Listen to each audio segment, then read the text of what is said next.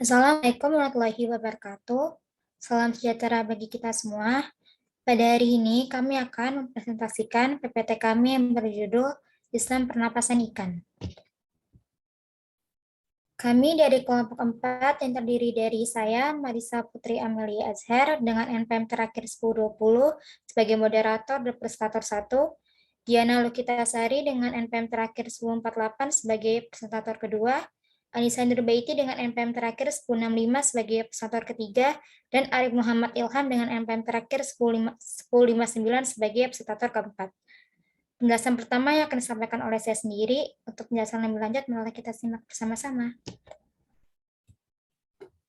Pengertian respirasi. Pernapasan adalah pertukaran gas antara makhluk hidup atau organisme dengan lingkungan. Sedangkan respirasi adalah suatu proses di mana perombakan bahan makanan dengan menggunakan oksigen sehingga dapat memperoleh energi dan gas karbon dioksida.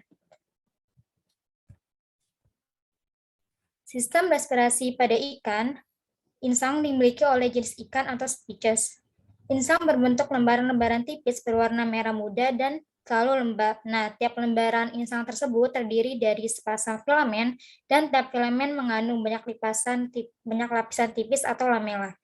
Bagian terluar dari insang berhubungan dengan air, sedangkan bagian dalam berhubungan erat dengan kapiler-kapiler darah. Insang pada ikan bertulang sejati ditutupi oleh tutup insang yang disebut operkulum. Insang pada ikan bertulang rawan tidak ditutupi oleh operkulum. Beberapa jenis ikan mempunyai labirin yang merupakan perluasan ke atas dari insang dan membentuk lipatan-lipatan sehingga merupakan rongga-rongga tidak teratur. Nah, labirin ini berfungsi menyimpan cadangan oksigen sehingga ikan tahan pada kondisi yang kekurangan oksigen. Contoh ikan yang mempunyai labirin adalah ikan gabus dan ikan lele. Ikan bernapas dengan insang yang terdapat pada sisi kiri dan kanan kepala. Masing-masing mempunyai 4 buah insang yang ditutup oleh tutup insang atau operkulum. Cara kerja insang. Jadi proses pernapasan pada ikan adalah dengan cara membuka dan menutup mulut secara bergantian dengan membuka dan menutupnya tutup insang.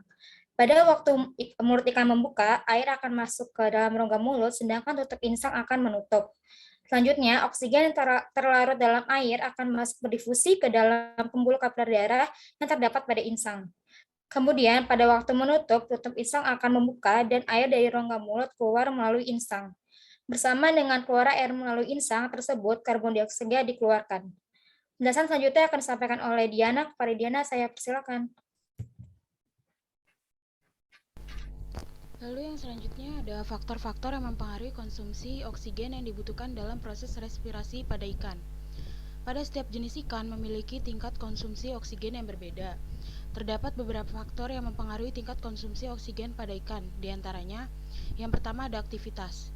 Ikan yang aktif berenang akan mengkonsumsi oksigen lebih banyak dibandingkan dengan ikan yang kurang aktif berenang. Lalu faktor yang kedua ada umur.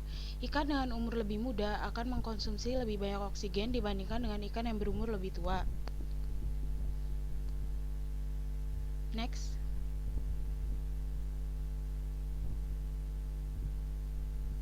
Faktor selanjutnya adalah ukuran atau berat tubuh. Semakin besar suatu organisme, maka akan mengkonsumsi oksigen semakin besar pula, karena semua anggota tubuhnya bergerak memerlukan energi yang berasal dari oksigen dan makanan. Lalu temperatur. Ikan yang berada pada lingkungan bersuhu tinggi akan mengkonsumsi oksigen lebih banyak dibandingkan dengan ikan yang berada pada lingkungan perairan bersuhu lebih rendah.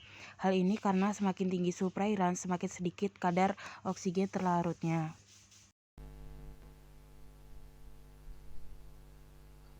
Penjelasan selanjutnya akan disampaikan oleh Anissa. Kepada Anissa, saya persilakan. Terima kasih kepada Marisa. Materi selanjutnya yaitu tentang pernapasan pada ikan. Insang merupakan organ terpenting dalam proses respirasi. Di dalam insang terdapat beberapa bagian penyusunan yang membantu dalam berbagai proses yang terjadi di dalamnya. Di antaranya A. Tutup insang atau operkulum. Operkulum berfungsi melindungi bagian kepala dan mengatur mekanisme aliran air sewaktu pernapasan. Yang kedua, B. Membran bronkiostega atau selaput tipis di tepi operkulum berfungsi sebagai katup yang membuka dan menutup pada waktu air masuk ke dalam rongga mulut. Next.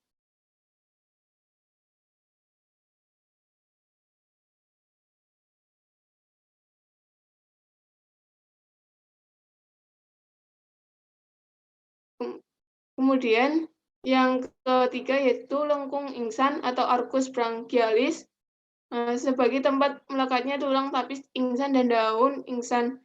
Mempunyai banyak saluran darah dan saluran saraf. Yang keempat, tulang tapis ingsan berfungsi dalam sistem pencernaan untuk mencegah keluarnya organisme makanan melalui celah insang.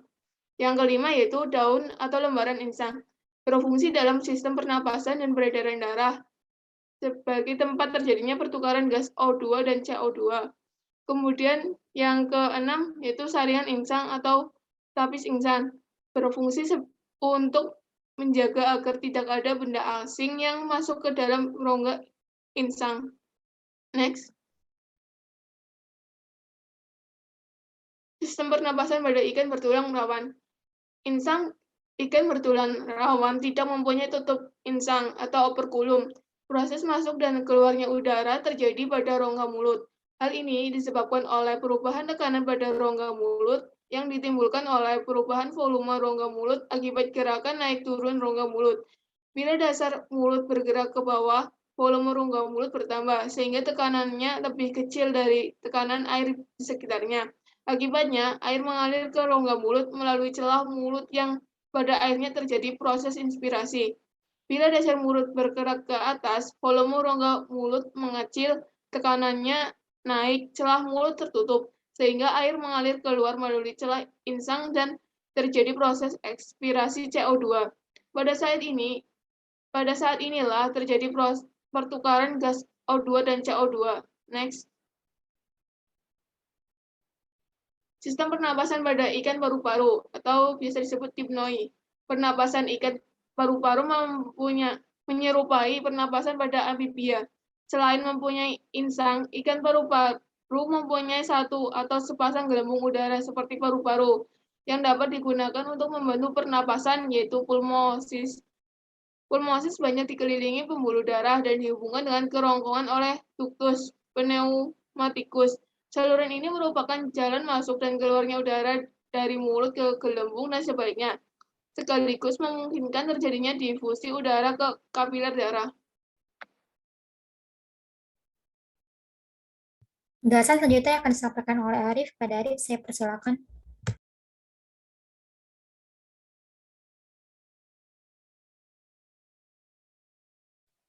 Mekanisme pernapasan ikan. Ada dua bagian tubuh ikan yang berfungsi sebagai mekanisme pernapasan, yaitu mulut dan insang. Dalam mekanisme pernapasan ikan terdapat dua fase, yaitu satu fase inspirasi ikan. Pada fase ini oksigen dari air masuk ke dalam insang, lalu oksigen diikat oleh kapiler darah dan dibawa ke jaringan tubuh ikan yang membutuhkan oksigen. Yang kedua, fase inspirasi ikan. Fase ini akan terjadi pada saat mulut ikan akan ditutup, operkulum terbuka, dan air akan mengalir melalui celah pada insang sehingga air menyentuh lembaran insang dan terjadilah pertukaran gas. Next. Baiklah teman-teman, demikianlah presentasi kita hari ini terkait sistem pernapasan ikan. Kami dari kelompok 4 pamit undur diri. Terima kasih atas perhatian teman-teman semua. Dan mohon maaf apabila ada kesalahan baik perkataan maupun perbuatan. Assalamualaikum warahmatullahi wabarakatuh.